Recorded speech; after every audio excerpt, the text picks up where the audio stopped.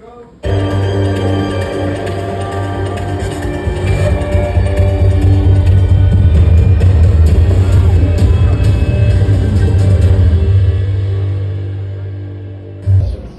kasama din natin ang ating director, Peterson Vargas!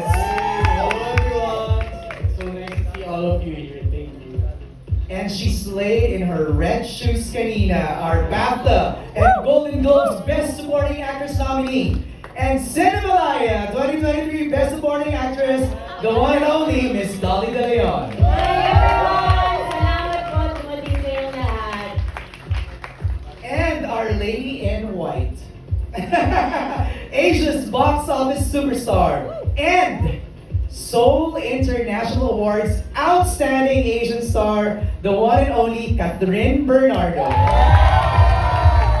Good evening. Thank you so much for being here in black. You all look beautiful po, and thank you for all the support ngayon pa. Thank you, Kat. Also part of this movie. Wow, ginawa natin yan. Ginawa natin yan. Kasi ang tagal na, di ba, since nung nag-shoot kami.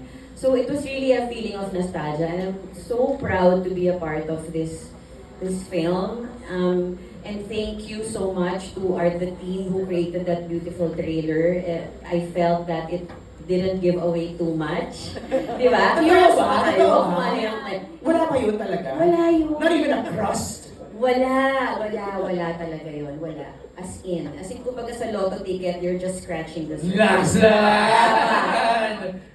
Alright, but you look extra tonight, ha? Thank you, MJ. Oo, extra. I love it. Kat, reaction. Same with Miss D, kasi concern namin pag nilabas yung trailer, oh no, baka bigyan na nila yung kwento. But then, nung una namin siya nakita, just 2 days ago, Miss D, right? Just 2 days ago, parang sabi namin, isa pa, parang masaya pa siya sa amin. And then, we're very, very happy with the trailer, with the cast, and kung paano nabuo yung journey na to. At a very good girl. It was very challenging for everybody, right, P?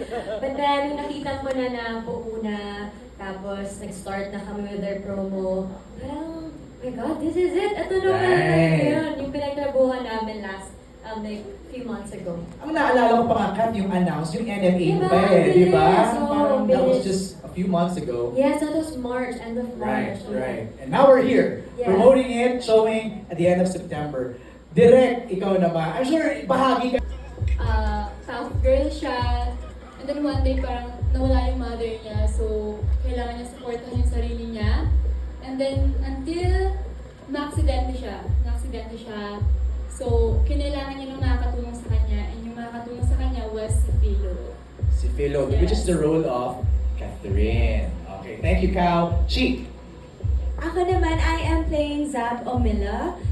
She's young and feisty, very taklesa, and Very you? pero with a twist. That's it. Okay. And she's just unapologetically being herself. Yun lang muna. Saya. Ang colorful ng character mo, ha? Mukhang wild yung character mo. Jake, ikaw naman. I play the role of Charles Monteron. He's the loyal chief of staff of Mother Molly, played by Miss Molly, of course. As her kanang kamay, kumbaga, he takes care of Mother Molly's schedule, security, and also keeps her secrets, or at least some of her secrets. But yeah, behind the professional and strict facade, Charles has dark secrets of his own. Oh, yung mga bubog niya, ha? Sinasabi niya na yung mga bubog ng mga characters ninyo. Wala pa yan. Wala pa yan, wala pa. Miss Molly? Akala ko si P, sabi ko nga, siya nga pa rin director. Okay, I play Molly Suzara. She is the perfect mother. She takes care of people and she spreads love in her business. And she takes good care of her business and her riches. So, mayaman ako dito, guys. Diba? Mayaman ako dito. Pero kahit perfect mother siya and she spreads love, she has a lot of inner turmoil and a lot of inner and hidden pain. So, may mga dark secrets din siya like Charles. Wow. Jake's character. At yun ang ma-unravel sa movie. Kat? Ikaw naman. I'm playing the role of Phenomena Angeles, aka Philo. She's very fun, very honest. She speaks up her mind. And then she works in Italy. And then pumunta siya dito sa Philippines. She's back here for an official business because she is a restaurateur. So I don't know kung ano maging business mo dito. Is it related to Miss Molly or kung ano man. And then yun yung kailangan niyo mabangan. Alright, now that we've heard yung mga characters ninyo, let's start digging. Just about how's that first day? Oh my God, the first few days actually, not just the first day, I was really adjusting. It was so bad. Adjusting to what? Let's Kasi syempre hindi naman to yung usual genre na ginagawa ko. Pero ito yung hiningi ko and they gave it to me. Okay. Binigyan nila ako magandang material, binigyan tayo time ni Miss D, they gave us speed. So parang ako na lang, binigay na sa akin lahat. So kailangan Mag-deliver ka na. Yeah, deliver ka 100%. So, nung first few days, which is normal naman, especially pag nag-start ka ng mga TV series or pelikula, nag-a-adjust ka because Okay. it's not the usual. And bumabelo ako kasi iba din yung first time ko din with P. And then kami ni Miss D, nakatrabaho ka siya, bata pa ako. So technically, first time din. So, sabi ko kay Miss D, Miss D, ako lang ba? Or feeling ko, parang mali yung mga ginagawa ko. Oh, may ganun ka! Yeah, and then sabi ni Miss D, oh my God, I feel the same. So, okay. Yeah. So Parang yeah. nagkakapaan kayo. Yes, nagkakapaan. Hindi naman siya yung first date, dahil agad. Of course, off-cam, malaking bagay nakabonding kami. There was script reading, and then look test and all, para makabuelo. Pero iba pa rin kapag nandun ka sa set, Set. with the cameras and all. Tapos may mga script na parang, last movie ko was ano pa, Hello, Love, Goodbye. Siyempre, iba 2018 yun, di ba? 2018, yeah, something like that. So, medyo nahirapan na well, but etong buong team na to, the whole creative team, my co-actor, si P and Miss D, from day one up until the end, finulfill nila yung promise nila na tulong-tulong kami dito. Kaya siguro mas naka-adjust din ako. I'm gonna shift now yung POV naman ni Miss Dolly. How was it? First day. First day, pareho, totoo yung sinabi ni Kath, talagang kapaan. Kasi kahit ako, admittedly, hindi ko pa ganun kakilala si Molly Suzara nung first day. Pero the beauty of it is, nagkaroon kami ng time to get together. Si P, tsaka si Kath, nag-usap kami, si Daniel, tsaka si Jumbo, si Miss Carmi, nagkita-kita kami. And gustong-gusto ko yung ginawa ni P, parang sinet niya agad yung expectations namin nung magkasama tayo, di ba? Tinanong na niya sa amin, ano yung mga pet peeve niyo sa set? Ano yung ayaw niyo? Ano yung preference niyo? So, na-air out namin agad ni Kath kung ano yung mga, yung weaknesses and yung strengths namin. And P was kind enough to adjust to all of that. And P is kasi such a light presence on set. He really made it so happy and light and such a joy to work kahit na chaotic nga. Diba? Ano yung mga utak natin, baliw-baliw tayo lahat dun eh. Pero because there was so much love between all of us, that really, put the depth and the meat into the film. It's really the love. And not just us, but the crew, si Noel Tihanki, our DP, everybody. Right. Ako ayoko maging marites, pero kanina ko pa narinig yung chaotic, crazy, messy. Baka pwede kayo mag-share how fun. Kasi I can feel the the energy and the vibe and the set. Chi, kamusta yung yung yung working environment niyo doon? Sobrang saya. As in, like, working with everyone, especially si Kath, kasi we worked sa Got to Believe, and I've seen her grow into this wonderful woman, and I can't wait for everyone to watch this talaga kasi to be a part of this milestone of Miss Dolly, Miss Kath, and everyone, staff, the crew, lahat ng nagtrabaho, lahat ng hindi natulog para makabigay po ng magandang movie. And just really happy and overwhelmed and very chaotic nga siya in a good way. In a good way. In a very good Wala ka pa rin way. shinare, ha? Na Ay, wait, chaotic. nakamute. Okay. Chaotic events in the MJ, set. gusto ko lang i-explain further yung chaos. Yeah. Yung chaos happened nung start. Kasi pag first day talaga on any film set, talagang magulo pa. Because everyone is adjusting. It's a new team. You're parang bago kayong panganak. Sabi nga ni Dom, bagong panganak na team rin yan. So we're all new personalities, new people meeting each other for the first time, working with each other for the first time. Pero eventually, naging, organized mess na kami. Diba? Eventually, pero yung first few days, like I think the first 3 days, no? Medyo nangangapa pa kami. Pero eventually, nag-gel kami lahat. Nice! Naging harmonious mess na, no? I love it! Okay, Jake, ikaw naman. How's the energy? Can you describe it to us? Well, for me, kasi it's my first film. Parang ikaw lang yung thorn among the roses. Ako lang ba? Di ba? Oo, I mean, see, acting set. Jake. I'm just Ken. No, how was it for me? Well, it's my first film kasi. Okay. So, I think, pinag-usapan namin ito ni Kat. Totoo ba? First film ever? It really took a lot for me to adjust. Okay. Kasi syempre iba yung pacing ng teleserye sa film, di ba? This is gonna be core memory for you. Oh, definitely. Without a doubt. Di ba? Yeah. Okay, share naman nuggets of wisdom from Miss Dolly na, you know, while working closely with her sa mga scenes. I mean, Natingin. Ingat ka. no, just watching not only Miss D, but of course you guys did work on their craft, how professional they are. Parang it makes you want to elevate your craft as well and do your best every time. Yeah. Just by looking at you, Jake, no, parang nanirealize ko, pagano'n yung mga projects mo, ha? Diba? Parang nakakatuwa na parang nasa-challenge ka rin with every project that you get, no? Sure, and that's what you want naman talaga as an artist, right? As an Right. actor. To grow. Yeah, to grow. That's right. Jillian, ikaw naman, kasi mga bagets dito sa set natin. Ang mga kasama mo, mga bigati na rin, ang pakiramdam. Ayun po, syempre masaya kasi nakasama po ako dito sa project na to and yun nga po, magagaling po yung mga cast and of course yung mga creatives and Direk Peterson syempre. Pero second time ko rin po nakatrabaho si Direk Peterson. Pero yung una online.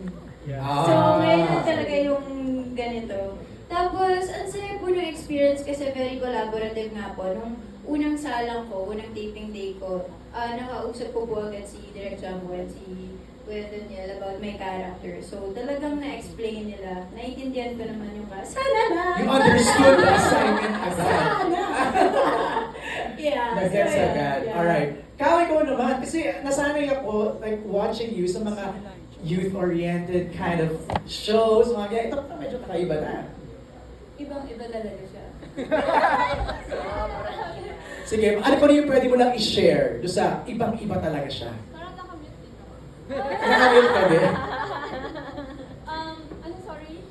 Experience in the kasi ibang level of project na to for you. At first talaga, na-intimidate ako sa kanilang lahat. Actually, kay Miss Dolly, kay Miss Catherine. Tapos sinabi ko, direct kinakabahan ako. Tapos sabi bigla ng direct sa akin, ikaw, kaya ka nandito kasi nandito ka. So dahil doon, parang na-motivate ako lalo. Parang mas lalong, shucks, kailangan kong galingan to. Ganon. And then sobrang helpful nilang lahat sa akin. And then ito din, si Direk Jambo, si Daniel. At first, kasi medyo nangangapa pa ako sa character ko. Parang hinayaan nila akong gumawa ng backstory ko. And then, di ba dire, hinayaan nila akong gumawa ng backstory ko. Tapos nung kinukwento na nila sa akin yung backstory nung character ko, si Rigel, tama naman pala yung tinatahak ng backstory ko ginawa. Yeah. That's when you learn, di ba? Yun yung mga ganun eh. Before I start, Pala tayo to receive an award. So parang, wow, what a way, di ba, to end this movie. Parang meron pang mga remnants ng mga pinanggalingan ko That's sa right. series. So, nakakatuwa. And me receiving that award, it's not just for me, outstanding actress for the TV series. It's for the whole team na Too Good To Be True na, alam mo yun, na-recognize tayo hindi lang dito sa Pilipinas but also in Asia. So nakaka-proud. So pag pumunta tayo doon sa Korea next month, I'll be representing ABS-CBN and the whole team from Too Good To Be True. yes! Again, congratulations, Kat! Simulan na natin ang ating part of this project. What acting tips did you pick up from observing her at work? Yung tuloy mo, para pang Miss Universe ulit. Parang kung Q&A tayo. Brother, how's my event na tayo? Anyway, the first time na nag-meet kami ni Miss D, syempre kinabahan ako kasi nung pinitch nila to sa akin, okay, ano lang tayo, rewind. Nag-pitch nila sa akin and then I picked this material. Tapos so tinanong ko agad, so sino yung peg nyo for mother? And then they told me, we will try to talk to Miss D. And then sinabi ko sa kanila, you think may time si Miss D na gumawa dito kasi alam ko na magsa-start na siya ng project na in Hollywood. But then sabi nila, wala mo wala, so let's try. So the moment na naka-zoom nila si Miss D and then she agreed to do this project, parang ako, oh my God, okay, slowly nangyayari na lahat and then nangyayari. And nakita na kami sa, yung nakita mong nag-pinky swear kami dito sa Morato. So parang yun yung parang bonding namin to get to know each other, well, paano nga yung working ethics namin. And then, nung sa set na, parang nung nandun sa wine place kami, okay, pero nung sa set, parang bigla ako na-feel, oh my God, na-intimidate ako. Nung nakaayos na Ito na to eh, ito na yung real deal eh. yeah, nung nandun na sa set, Miss D was all glammed up. Tapos nakita ko kung paano siya mag-focus to prepare for the scenes and kung paano siya, you know, just her, being her. At first time ko siya maka-work dito.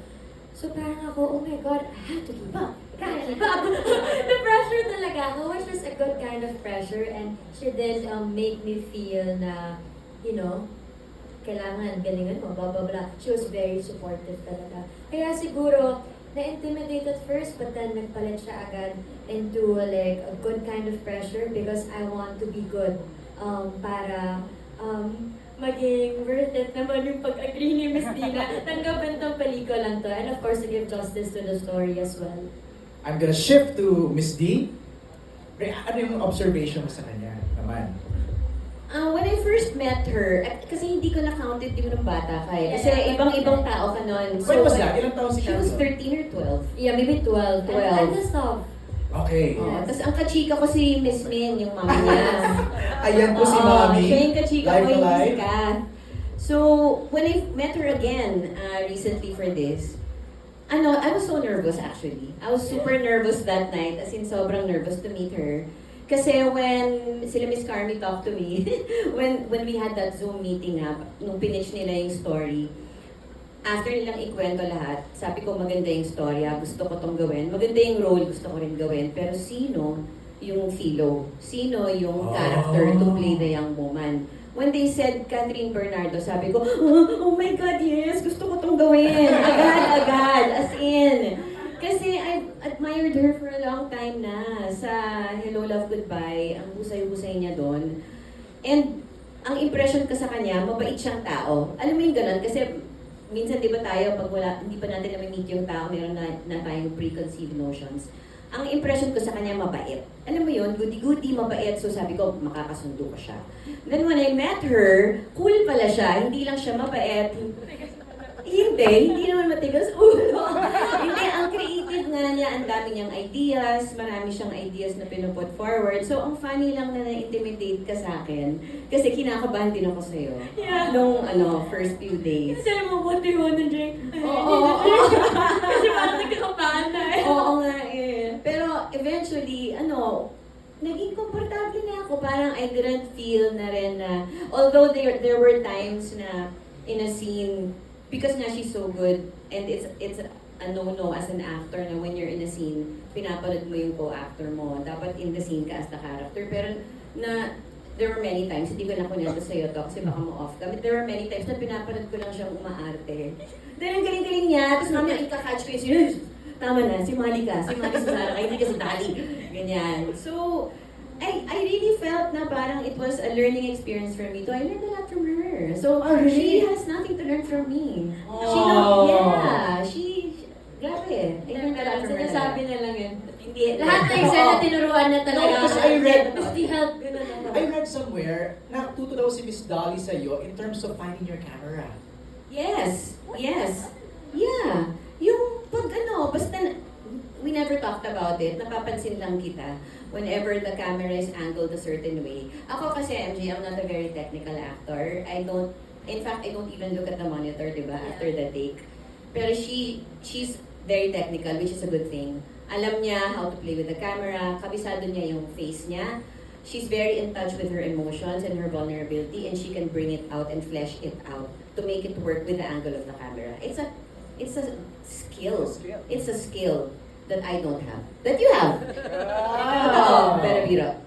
O ikaw, Kat, ano natutunan mo naman kay Miss Dolly? I'm sure madami yan. Grabe, hirap naman. No, pero this project, mahirap siya. And then, I really needed someone to hold on to. So, I have P and Miss D, I have Ate Carms, Leo, and everybody. Kasi sabi ko, kailangan ko lahat ng makakapita ko dito sa project na to. And at times talaga, na feeling ko, di ko alam kung tama yung ginagawa ko. And then, once sinabi sa akin ni Miss D, that's fine, Kath. Maganda. Okay, naramdaman ko yun. Parang may extra assurance ako na, okay naman pala yung ginawa. Tama yung ginagawa. And then sometimes kailangan mo lang maniwala sa sarili mo. Yan pinapa-remind sa akin ni P parate. And then siguro, ang dami ding nakatulong na tao kasi na feeling ko naramdaman din nila yung pag-a-adjust ko. And si Miss D, ang hirap kasi na-explain without spoiling the story. Medyo gray kasi yung character ni Philo. And malayo din siya sa pagkatao ko, malayo siya sa values ko, malayo siya sa nakasanayan ko in general. So, ang hirap gawain yung role na yon in this short amount of time. So, kapag feeling ko, lost ako, hindi ko alam kung tama ginagawa ko, I just look at them and sabi ko, okay ba? Tapos sabi ko, okay ba yun? Then pag sila, okay, then, okay, I'm okay. Kailangan ko lang minsan ng extra assurance siguro. And you have a good support system. The best Right. support system. Right. At saka sorry, can I add one more? At saka ang maganda rin kasi kay Kath, usually when you're an actor and you're on camera, di ba usually, kunyari ako yung artista, may camera dito, yung ka-eksena ko is behind the camera, so wala siyang coverage, ako lang. Usually some actors, ang ginagawa nila, binabato lang nila yung linya. Si Kath, pina-perform talaga niya. Kung paano niya ginagawa, pag sa kanya nakaharap yung camera. And that helps a lot. So she's a very generous actor as well. Right. Yun yung isa pala sa naging deal namin when we first had the bonding. Okay. In the one I was telling you kanina. Na, okay, ano yung pet peeve mo nga pag mag-work? How do you want me to support you, especially if it's your scene? And then nag-deal kami ni Miss Dolly na, I will tell you kapag hindi ko naramdaman yung eksena. I will support you kahit hindi ko shot yun. I'll give it my all para mabigay mo yung emotions mo. And then, that's when, dun kami nag-shake hands na kami. Right. Yun yung deal, na kahit hindi mo camera, kahit na, give it your all to support your co-actors. And then yun yung ginawa namin the whole time naman. That's a good deal. Yeah. Yeah. All right. I'd just like to acknowledge Carmi Raimundas here, our creative manager. Carmi! Sa Philippine cinema again, kasi matagal tayong natulog. Although ngayon napapansin ko naman na pumupunta na yung mga tao sa sinehan. Slowly. Oo, dahil may mga foreign films na pumasok, especially last week lang ata, 2 weeks ago, di ba may 2 pelikulang lumabas na medyo malakas. And I have a good feeling about that because I have faith in the Philippine audience. I have faith that they are looking forward to watching homegrown work again. So, it's very important. Kasi, tama kasi talaga na, I know that some people say that movies are just a form of entertainment. No, movies really help shape and build an economy. Ang lalim na bigla ng usapan.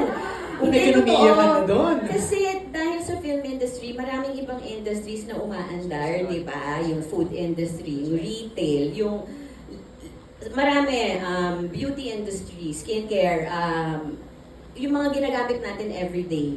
Nagfa-flourish din yun dahil sa industriya ng pelikulang Pilipino. So, that's why it's very important. That's why I'm really proud to be a part of this because I'm helping open the doors again for people to come back and watch in the cinemas and have a cinematic experience. Kasi iba yung feeling nung nanonood ka sa sinehan, di ba? Kaysa sa bahay. Sa bahay, pwede mo i-pause at mag-CR. Sa sinehan, forced ka to watch everything and you get the full experience with popcorn and with your friends. And it's a huge screen. So, it's very important to me and all of us, actually. Yun yung maganda doon, the experience of watching it in the big screen, di ba? Also, we'll entertain questions pala ha. If anyone from the studio right now gusto magtanong ng question, please let us know. We have a mic stand right over here. At pwede kayong lumapit doon for your questions. But we have here from TV5 News, kay MJ Marfori. Catherine, reaction that the expectations of fans got even higher after the trailer came out. Nakakabahan ako to open my social media and read the comments kasi hindi ko naman alam kung tatanggapin to ng mga tao kasi nga maninibago sila kasi ako nanibago, paano pa sila si mama ko nanibago. Pwede bang sumagot si Mami Min? Ano bang reaction mo doon? Dalawa lang yan, it's either tatanggapin or, di nila matatanggap yung pinasok ko na to. But then, hindi ko yung expect na grabe, ganun yung pagtanggap ng lahat. Even parang lahat ng mga all ages, even yung mga non-fans, I'm very happy na tap namin through the teaser. And eto din kasi ngayon gusto ko gawin and nakakatuwa kasi for Star Cinema's 30th year, nakita mo din kung paano din sila nag-adjust, nag-adapt sa mga hinihingi ng mga tao ngayon. Kasi of course, yung 2 years natin na pandemic, ang daming nagbago doon. Ang hirap na palabasin sila ulit para manood ka ng sine, magbayad ka na ganito, at bigyan mo kami ng 2 oras. Patient, na lahat talaga has its own time, in God's perfect time. May rason yun kung bakit nangyayari lahat. And you know, Miss D, she's been here in the industry for so many years now. And now, siya yung parang nag-ano ng transition na kaya natin tumawid internationally. It's because of her. Ngayon nangyayari sa kanya. So sa lahat, you know, just have to wait and be patient because we all have our time. It's and her now time. it's her time. It's her the time. spotlight is on her. Yeah. This moment. Siyempre, we got the stellar cast right Saan niyo po ito ilalabas? Sa publication niyo po ito Sa ilalabas? vlog ko, sa vlog. Sa vlog, okay. No, pero congrats sa teaser sa trailer. But I have a question for our captain. Captain of the ship, our director. Direct Peterson. Kasi ang ganda ng feels na binibigay sa teaser trailer. But out of curiosity, how did you sculpt, Catherine and Misty, nakiki-Misty po ako sorry, to fit their roles, especially for their characters. Pwede na to pang press con lagi. Pwede na to. Train na. Happy birthday.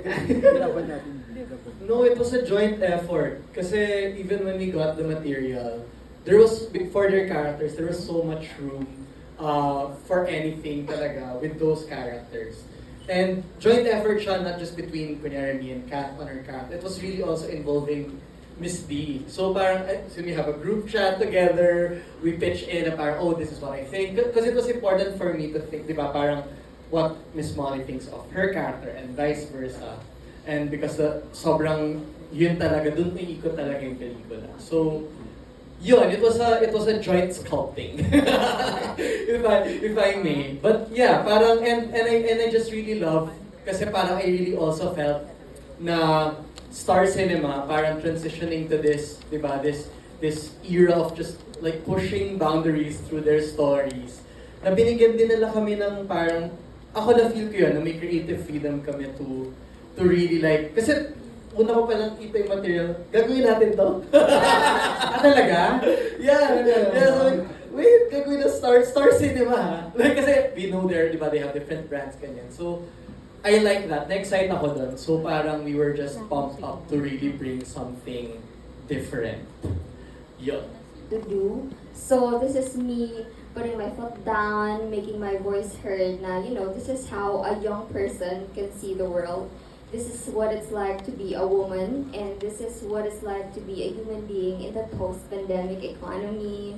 But I didn't want to tell it in a completely depressing way because I have a short attention span. So yeah, it's a dark comedy. It has a lot of my Gen Z girly energy. It's sassy, it's fun, and it's snappy. But the most important thing is nangangain ng dinosaur ang story na to. Grabe naman yun! Well, Tom, the way you described it, ha? Parang, I was just glued. Parang na-experience mo ba yun in real life? I mean, we haven't seen the movie yet. So, hindi namin alam kung gaano ka-risky, ka-rebellious yung character ko dito. But, in real life, parang may ganun bang nangyari na rin? So yeah, growing up, hanggang ngayon, aware ako na, maraming nakatingin sa'yo. You have to be good. Okay. You have to do this and that. Kasi, especially yung mga bata, gagayahin kung ano yung makita sa'yo. But then, always, every time I press ko and they ask me this, I always answer na, hindi porket artista, perfect, na hindi porket sinabi ni role model, wala kami imperfections and we can't commit mistakes and we can't learn from our mistakes. So, that's what I keep telling them na, yes, okay, pwedeng may idolize ka. Parang ako, may iniidolo ako and all. But then, bakit ko siya iniidolo? Because I see myself in her. Maybe because nakikita ko na tao din siya na nasaktan siya, nagkakamali siya, napapagod siya, nagagalit siya, and that's okay. So siguro wala masyadong pressure sa akin because even the fans, I always tell them na huwag niyo akong i-idol dahil perfect ako dahil di talaga, promise. So, yung sa role na to ni Philo, siguro yung sa yung rebellious and then very bold character, bago siya sa akin, but in a way siguro, yan yung reason kung bakit meron akong small circle of friends and my family. Because at the end of the day, pinapa-enjoy nila sa akin yung life in general. Na yes, I work hard, but I need to enjoy my life too. So pinapayagan nila ako umalis, pinapayagan ako na magtrabaho, but then okay, ito gagawin ko after para may mabigay pa ako, hindi ako maubos. So yun yung naging routine ko parate, para ayoko na nape-pressure ako to be good just because I have to be good. So I want to be good because ito yung pagkatao ko, and being good doesn't mean, hindi na ako magsasalita and just following kung ano sinasabi ng lahat ng tao sa akin. So kung matanggap ka ng tao bilang ganon, so thank you. Kung hindi, okay lang. Ayaw ko lang pilitin because ito ako. Andun na ako sa stage siguro ng buhay ko ngayon. Alright, very good. Mami Mim, gusto niyo po bang sumagot? I'd rate her as what's the highest ba? What's the 10? highest? 5 stars po, 10 please! na. 5 stars! So, kunyari 10 yung highest, no? Okay. I'd give her a 9. I'll qualify why. Okay. I'll qualify it because kaya hindi perfect score. Because learning and growing is a never-ending process. There's always room for improvement. And perfection can never be achieved. But she is up there. She has a very high mark. And I think I already explained this earlier. The reason why I think she's a very strong actress is because she's able to access her vulnerable side and express those emotions and flesh them out into a character, a living, breathing human being. And it takes skill and talent to be able to do that, and Kat has that. Thank you so much. Sorry, Carmi, i-on the spot kita. No, Carmi, mag-microphone ka. May tanong lang ako. Kasi ikaw na-witness mo na si Kat yung mga projects na in the past. Diba? Hi, Carmi, our creative manager for A Very Good Girl. Na-witness mo na siya in the past, diba? And you've seen her growth. Ano yung masasabi mo? Where is Catherine right now?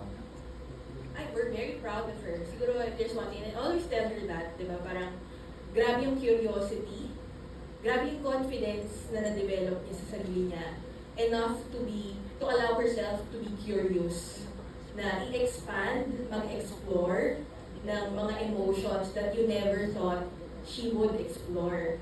So, yung courage na yun nandun siya ngayon. I-context mo lang sa amin, hindi ba lahat ng actors curious? Yes, pero grabe ngayon yung expansion na ginagawa niya, na iba, nakita natin siya from a very good girl, a very good little girl, diba? Tapos growing up now, ang laki ng mga steps, ang bold ng mga steps na tinitake niya. And she really knows what she wants, and she says it. Diba? Hindi siya Ay, bawal ko pala sabihin sa akin. Ano ba tawag yan?